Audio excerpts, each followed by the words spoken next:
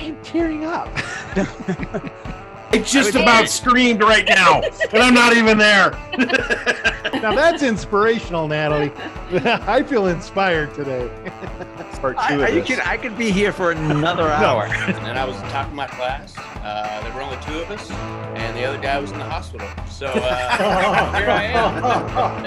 And I always go, he winds up homeless on the street, and it's my fault. Yeah, now you sound like my wife. And you can get off. I don't know. Call it Google. Or call it Google. Yeah. Control. Alexa, how does he get across? Paul, I cut you off earlier. What were you going to say? What? Dang it! Don't do that to me, Paul. Don't do that to me, man. I don't know what got into my head, but I thought this thought, if I'm working year round, I might as well get paid year round. Sweet Talk is a weekly 20-minute podcast brought to you by the Continuing Education and Workforce Training Division of Idaho State University's College of Technology.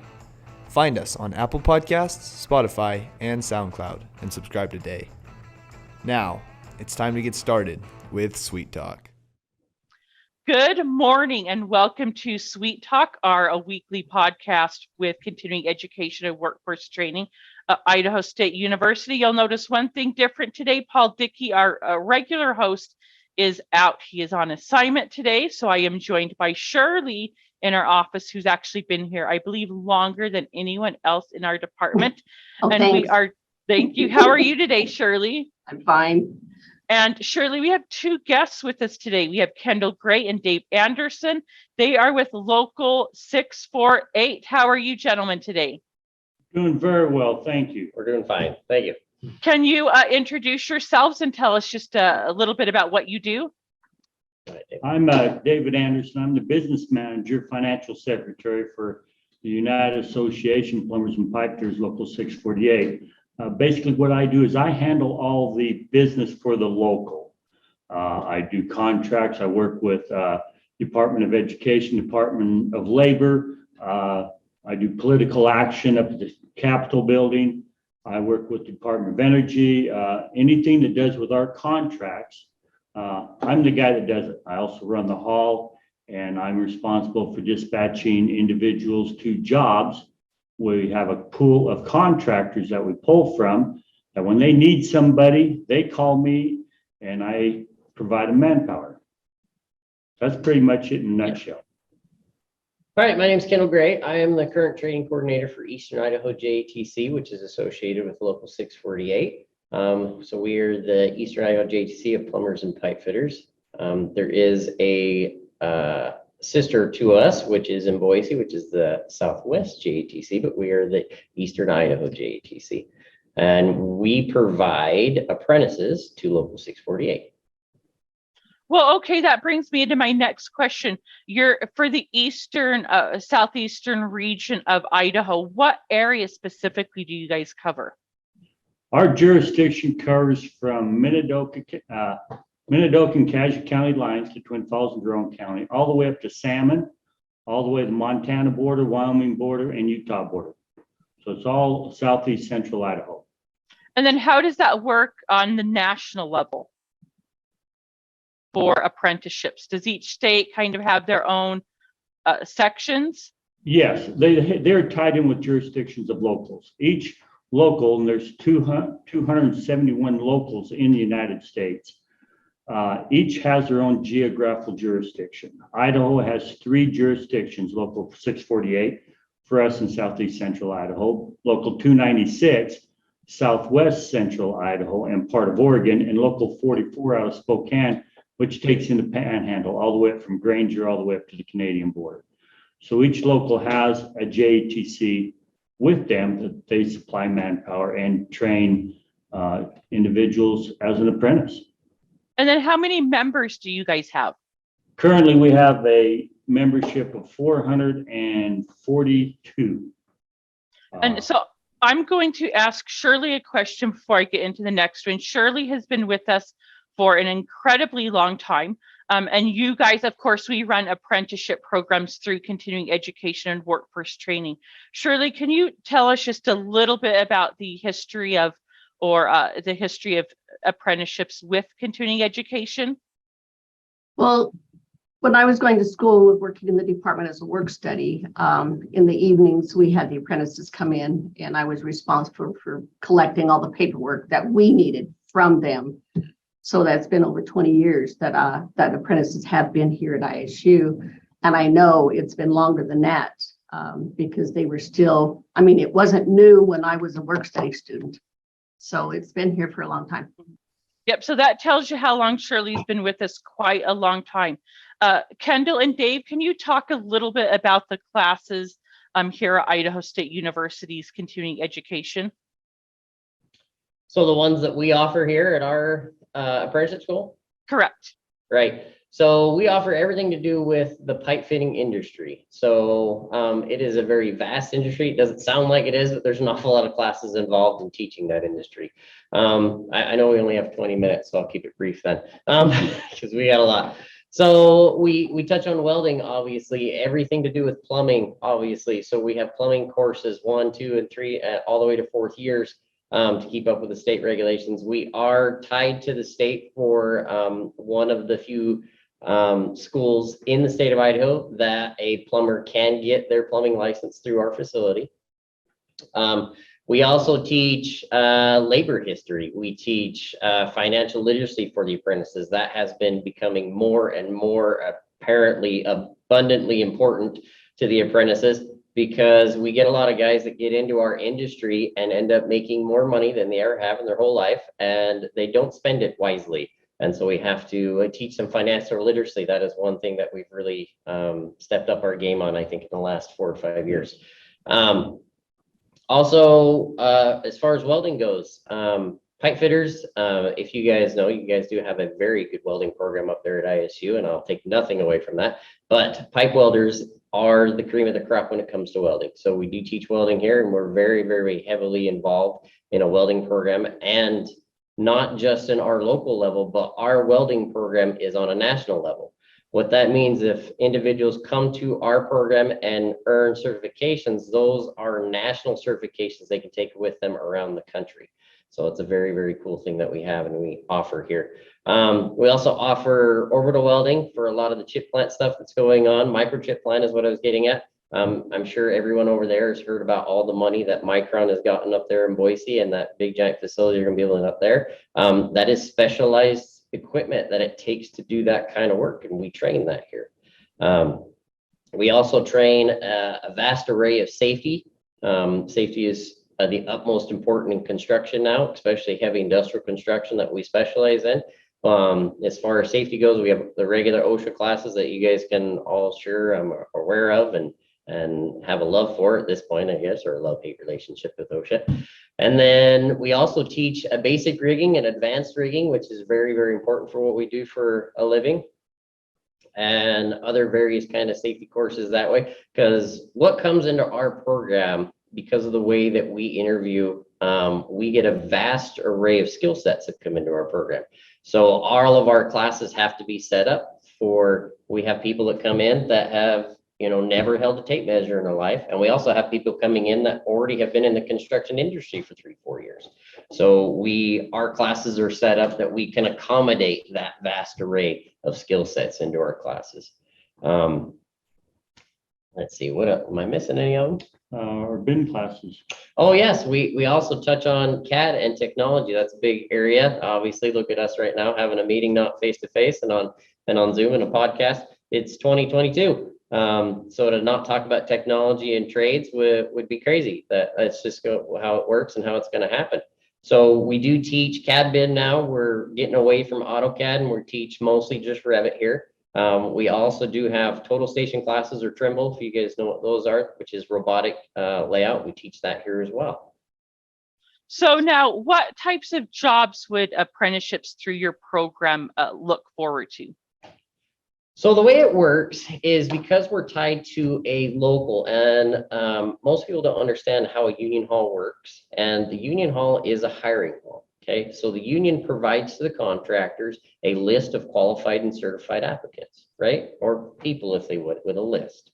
Same thing with our apprentices. Our apprentices will be called out to an employer as they need them, right? So there's not a hiring procedure once you're in the program. It's is a procedure with the local, but not necessarily you're going to interview for each individual company you're going to. So as an apprentice, you get sent out to a company as they need you.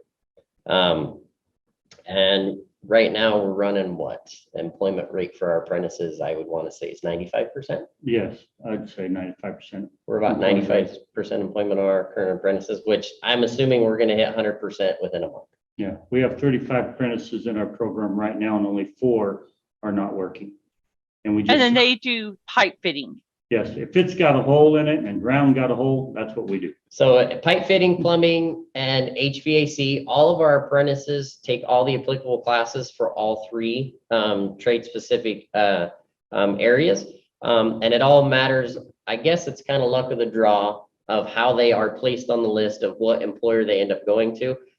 We found that not forcing the apprentice to say you're going to a welding pipe fitting contractor or you're just going to a plumbing contractor ends up making a more well-rounded journeyman in the end. They end up working for multiple employers that they see multiple different aspects of the job, if you would.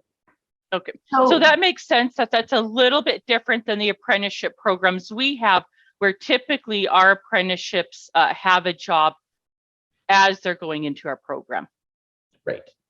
And then Shirley, I think you had a question. Yeah. So when they work for you and they go out to these jobs, is there a penalty if they hire on with that particular employer? Like I used to work for Kelly Girls, and I know that if we hired on with a company that we temped for, there was a penalty to the company. So no, the way it works is that they don't, there's no penalty involved in any of that. Our contractors are signed with a contract with us. Okay. We supply manpower directly to them. So when they need somebody, they go right to work for them. And when they're done with them, they lay them off, they come back to our hall, sign a list for the next job. So the list is continually moving. Okay. So some contractors keep them for 20 years. Cool. Because So how does an individual get into the training with your group? So there's an application process to become an apprentice with us. And just like any other apprenticeship, which I'm sure you guys are aware of, you're kind of regulated by the Department of Labor. And I'm sure all of you in there, if you deal with apprentices, know what rapid system is and all that fun stuff. So based on our standards and our selection procedures is how we bring someone into our program. So they have to fill out an application, that's first and foremost. And we have some basic requirements on our applications, such as, and I've seen them so much, I can just name them off. You got to be 18 years of older. You got to have a GED or high school transcripts, which means you've got to graduate high school or have a GED equivalent. And you have to have a birth certificate and some sort of state ID so we can guarantee our certified citizenship so you can actually go work for a company. And then the other one that we have is if you're prior military, we need your DD 214, which is pretty standard across the board. So those are our minimum standards to be able to get interviewed with us. So there's not much there, right? There's not, and there are bare minimum standards. Once they've interviewed with us, based on their interview, they receive a score. And based on that score of their interview is how they're placed on, and again, we talk lists a lot. So we're placed on a applicant ranked list. As we need new apprentices in our program, which we pull apprentices from that year round, as we need to fill the spots in our program, we will pull them off of that in the order that they are. Now, our applicant ranked list is a moving target. We call it a live document. So as we interview more people, your spot may change. They are informed by mail by where their spot was, according with our standards. But we also tell them in the letter that they receive that this is subject to change, because you can interview somebody and it could bump them down. You could interview somebody, it could bump them up, right? And as people get pulled off the list, their number accordingly goes up or down because of that. And so we're interviewing year round. We're always bringing new people in and out, and we're actively pulling people off that list year round. And what's the cost for the program? Our cost to the apprentice is nothing. It is their time. Okay. There is no cost to our program. And then where are your programs located if someone was looking to take classes from you? For someone to apply for our program, they have to apply at the local office, which is located in the Pocatello Labor Temple, which is right close kitty corner to Pocatello High School on Arthur. And the address is 456 North Arthur in Pocatello. We're number 4. And then the local has been in that location for Forever. I want to say since the 50s. That's been our office. So we've been there a long time. Our school, which is where we're sitting at right now, or one of our main, our big classrooms at our facility, is located in Blackfoot. And the address there is 190 Wilson Avenue. So I have one question. Can you talk a little bit about the difference? Because of course we have apprenticeship programs here for HVAC, electrical, and plumbing. Can you talk a little about the differences between your apprenticeship versus something that's like ours that's attached to a continuing education program? Yeah, and I hope I don't offend anybody. Oh, no. The way our program works is the state requires for an HVAC and plumbing, they're very, very similar. And I can't say for electrical because I'm not an electrical guy. About 140 hours. I think it's 144 to be exact, is how much classroom time they are supposed to have per year, the apprentice. And then they have to have 2,000 hours a year of work experience, right? So for a plumber turned out in the state of Idaho, they need 8,000 hours, which is basically 4 years of work experience and the 4 years of schooling.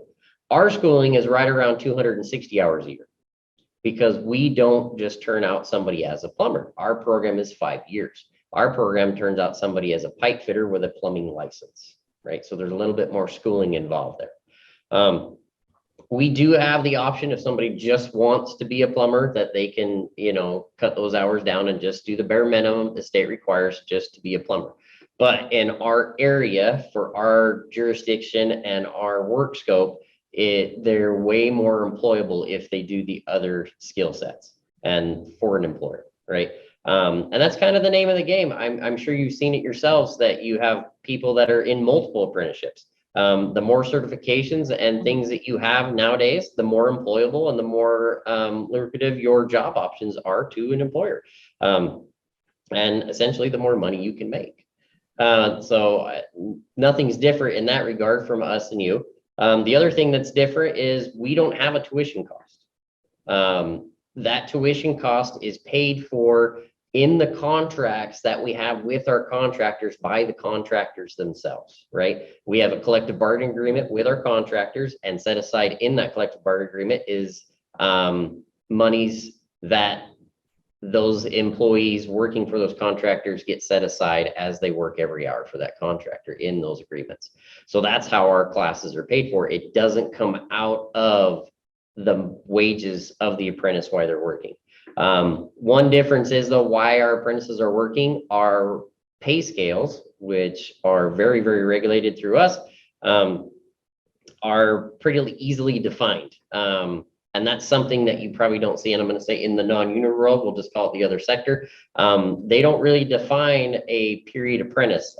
So basically you would have an apprentice with us, which has 10 terms. Every 6 months, they get an upgrade, right? It's the same way the state set up with the plumbing apprentices. Every 6 months, they move up a term, if you would. If you use Rapids, there's any of those kind of systems there, you know what I'm talking about there. But their pay doesn't increase. Our apprentices get paid get pay raises of 5% every 6 months as long as they're doing the schoolwork and following along. So those are some of the major differences I would see. Would be that our apprentices tend to have more opportunities in our specific field for advancement, I guess, versus a traditional apprenticeship at, say, a college. Okay, Now, go ahead, Shirley. Now, if they're going to your program, let's say year 2, do they have to be employed in order to go to school? So no, all long as they're continually signed up in our program and actively looking for work, which means they're in good standing with the local, right? That is the regulations with the Department of Labor. So they have to be in good standing with the union hall, which is why we're partnered with the union hall, right? So that is the catch. As you've seen before with the state run programs and a university run program, they highly recommend that you are employed, right? So how many of your apprentices are not employed by an employer? Okay, almost none, because that doesn't work that way. So with us, our guys are actively looking for work with another employer. We have some jobs that last 2 weeks. We also have some jobs that last 20 years. It's just what the employer needs, right? So as that happens, and that's a rotating, constantly rotating list, it would, we've been approached by the Department of Labor. This, how come you're not doing this? How come you're not informing us every time they lose a job? And it's across the nation. This is how most of the apprentices programs run in the country. Is it would be unfathomable amount of paperwork for us and the Department of Labor for us to inform them every time an apprentice was unemployed for 3-4 days and then reemployed in the next week, right? But as long as they're in good standing in our program, the state does not require us to notify them of that. We also have opportunities that if work is slow in our jurisdiction, we can send apprentices to other jurisdictions like Boise. So if we're really slow and Micron's going crazy, or Chobani Foods, for instance, Chobani's not in our jurisdiction, but we have apprentices working over there. So we have that flexibility of using a national network, so to speak, to keep our apprentices employed. Okay, so we only have a couple of seconds here left, so we'll just keep it on until we wrap up. Thank you, both of you gentlemen, so much for being on. If somebody is interested in contacting you to join your apprenticeship program, how would they do that? So they could call our office, and the phone number of our office is 208-232-6806, and we can direct them from there. They could email me, which I could put in the comments here, and I could link that. Or they could just walk into our office in Pocatello, which is at the Pocatello Labor Temple. And the address there again is 456 North Arthur, Pocatello, Idaho, 83201.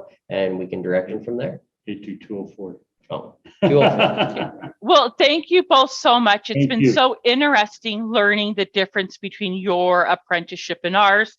I believe that it gives people a choice of where they go. It gives them a good opportunity to look at what is best for them. So thank you both for joining us. If you're interested in contacting us here at CEWT, you can do so at cetrain.isu.edu.